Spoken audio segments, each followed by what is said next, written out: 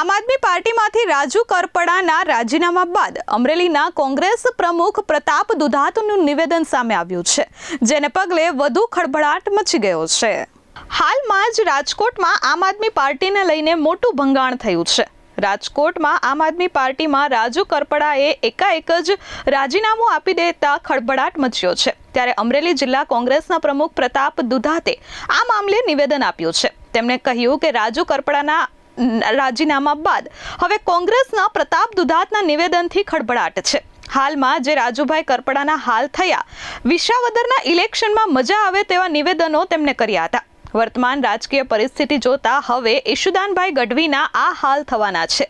ટૂંક સમયમાં ઈશુદાનભાઈનો ભોગ લેવાવાનો છે। ગોપાલભાઈ ઇટાલિયા આમ આદમી પાર્ટી મુક્ત કરી પોતે પણ ઝાડુ મારી ભારતીય જનતા પાર્ટીમાં જવાના છે। જનતાએ હવે સમજવાની જરૂર છે। જો કે પ્રતાપ દુધાતના નિવેદનને પગલે હવે રાજકીય ગરમાવો આવ્યો છે। નમસ્કાર। ગુજરાતની જનતાને આજની તારીખ આજનો સમય લખી લેવા વિનંતી કરું છું કે જે રાજુભાઈ કરપડાના હાલ થયા છે, વિસાવદરની ઇલેક્શન વખતે રાજુભાઈ મજા આવે એવા નિવેદન કરતા હતા, પણ વર્તમાન રાજકીય પરિસ્થિતિ જોતા ઈશુદાનભાઈના પણ હાલ થવાના છે।